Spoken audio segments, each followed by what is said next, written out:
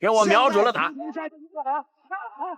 接着他，先对吧？开炮！这个布局的重点。哎，对，哎，这个非常好，打了，终于抓到重点了啊！他才是中国拳坛名副其实的实力腿王。19岁中国小伙铁腿犹如死神的镰刀，一道弧形划过，踢断无数老外小腿，名扬海外拳坛。疼得老外龇牙咧嘴，立刻吐出牙套，举手投降。如此猛将，就是来自中国山东的腿法奇才孔令峰。大家千万不要小看孔令峰，此时才年仅19岁。然而孔令峰已经连续3年霸榜山东省散打锦标赛冠军头衔。要不是散打王赛事解散的比较早，兴许下一位超级散打王就非孔令峰莫属。而且孔令峰也坚信，只需5年之内，自己必定会飞黄腾达，站在站立格斗最高殿堂。不过本次孔令峰的对手也是一位19岁外国天才，他就是来自乌兹别克斯坦的曼苏贝克。想不到19岁的曼苏贝克就已经在职业拳坛取得傲人的26连胜战绩，而且曼苏贝克这家伙身高臂展异于常人，所以说孔令峰将会迎来职业生涯最艰难的考验。好了，废话不多说，为了让更多中国人看到孔令峰的精彩表现，麻烦各位帅哥美女长按3秒点赞，小编祝各位早日赚到100万。第一回合开始，红色拳套就是中国选手孔令峰，蓝色拳套就是乌兹别克斯坦选手曼苏贝克。俗话说仇人见面分外眼红，孔令峰面对比自己高上1个头的曼苏贝克也是丝毫不留情面，坚决要给对手一记下马威彰显实力。毕竟两位选手都是各个国家的19岁天才，如果不能在首回合压制对方，说不定自己将会沦为对手待宰的羔羊，随意蹂躏。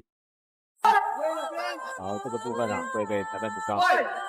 就是可以拉的紧致做一次袭击，但是长时间的抱不了。因为对那南方选手啊身高体感都比较占优势，所以在近身的时候，孔令峰要特别小心。孔令峰的头啊已经中了好几次的刺拳。对，南方选手用这个刺拳来控制他的距离是非常合适的，那身高明显反差的。对，不是刺拳就是正蹬。对，所以孔令峰要学会打进入内围。好，已经进入内围，但进内围还要防止对方。然后在内围的时候，大家可以看到孔令峰的战术打法比较凶猛，咄咄逼人。无论曼苏贝克有没有什么针对性打法，孔令峰都坚决贯彻先暴揍再 KO 的比赛准则。结果曼苏贝克这家伙却突然变得很胆小，不敢还手。只要看到中国选手接近自己，都会立刻采取搂抱的方式拖延比赛时间。对于曼苏贝克而言，只有中远距离才是自己最擅长的对战环节。一旦进入内围，自己的超长臂展与大长腿便无处施展。吃饭的家伙用来保护自己的。好，一个袭击。这个选手不太好打。是。来自乌兹别克的，但是他们泰拳的一个代表。孔令峰，好，这个打到，对，打穿了，可以要接的，对，有机会要接的，不要放松，对，跳起来，对，这个是打中了，对，南方选手靠了这个残暴啊，在拖延时间，对，手臂还是要抬起来才好，又被捉住了，哎。这场比赛，由于曼苏贝克的频繁搂抱，已经将在场的中国拳迷粉丝彻底激怒，就连孔令峰本人都有点厌烦对手如此无赖的打法。怎么一旦进入内围，曼苏贝克都会不顾他人眼光，执意鼓颈搂抱？当然，曼苏贝克越是这样，越能证明孔令峰的针对性打法起了作用。只要孔令峰继续采取压制，迟早能够将对手打破防，拿到更多比分。好，刚刚孔令峰啊没有做一个上勾拳，比较可惜。对，好，现在进去会比较危险，就单纯的进去太危险了哦。对方只要膝盖一顶，就可能会顶到你的脸哦。对，他们身高差的有点多。是，对，好，这个角度就不对了哦，背向对手。哦，这个对方好像已经是专门训练过的。你看对方如果是接了腿以后，他开始转身。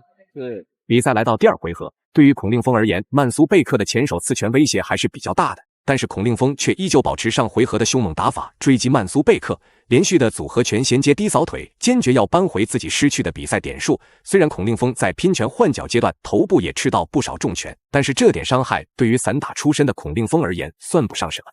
自己如果能在对峙期间压缩对手的活动空间，那之前所受到的伤害也是相当值得。动啊，所以很好瞄准，很好瞄准。而且他这个拿这个防守位置是可以被打穿的。是的。刚刚那个有讲啊，头部的你抗击打能力再强啊，不如你把防守做好，没必要拿你自己的这个头去拼啊。对，他现在是拿头去拼啊，你打我一拳，我踢你一下，哦，这样的拼是比较吃力的一个地方啊。哦，这个低边腿，哇，对，接着试一试，我觉得接着试试打对方真的。哎呦，差点气急上头啊，差一点点了啊，要小心。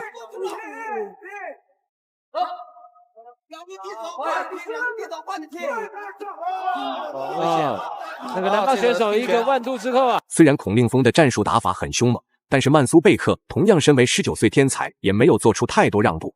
如果保持中远距离对峙，曼苏贝克便会施展凶猛凌厉的前手刺拳；相反，一旦进入内围，则会立刻缠抱，不给孔令峰还手机会。孔令峰要想达到比分优势，就不得不承受重拳逼近，要不然被对手牵着鼻子走，将会得不偿失。哦，甚至有些选手啊会马后踢哦，那也是要小心的，不是被逼拳打到，就是被后手踢到啊。哦，又要来，你看差一点点，你看，哦，所以不能离他的背后太远，抓住机会可以先打腹后打头。好，已经被抓住了，裁判应该过来拉。好，看又开始，又开始准备转了，你看。一个是引但是诱犯规，这个主动这个背身的这个习惯不是特别，他是引诱你犯规。终于在孔令峰的一番努力之下，成功将曼苏贝克的防守彻底打开。随即，孔令峰立刻上前施展重拳，腿法佯攻。曼苏贝克的搂抱动作已经变得比较频繁，裁判却并没有因此上前制止。毕竟在比赛规则中没有严令禁止选手之间短暂搂抱，可是如果曼苏贝克施展时间太长，也会被扣除比赛点数。孔令峰还没回过神来啊！这个小账啊，裁判已经叫他们开始比赛了。好，已经到了角落。好，一样到了角落。南方选手先吃开腿，然后就补上2拳。对，目前为止啊，南方选手都是用直拳。首先，整个把对方都拉进来之后再重上去，这是非常重的。对，这个南方选手现在不好打，孔令峰必须有更合适的战术。是，你看他用这个前手的刺拳控制。比赛来到第3回合，裁判原本只是对曼苏贝克的消极搂抱睁一只眼闭一只眼，毕竟外国选手也没有做出什么太过分的事情。结果曼苏贝克却认为裁判是故意偏袒自己，于是曼苏贝克居然搂着孔令峰的头部连续顶膝。虽然孔令峰是一位好脾气的选手，但是老外如此不讲武德，孔令峰也开始愤怒起来。必须找机会狠狠暴揍对手，弥补擂台上所丢失的面子。怎么每次都被踢中的感觉？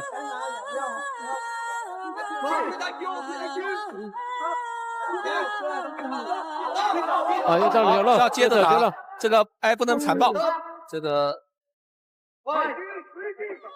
好，这边从这边看了，这个南方选手大腿啊已经有淤青了啊，整块紫色的已经出来了。可以接着踢同一个部位，还有呢，也可以用这个连续打击的腹部看。孔令峰目前好像没做到。还警告了一下这个。哇，是双方警告吗？看先何况他的虚击不是中你的这个肚子，就中你。哎，对，接了，对，这是非常好，打了，终于抓到重点了啊！这就是击中了这个支撑腿。对，最后公布比赛结果，孔令峰实至名归，赢下了比赛最终胜利。大家认为孔令峰本场比赛表现如何呢？欢迎在评论区留言讨论，我们下期再见。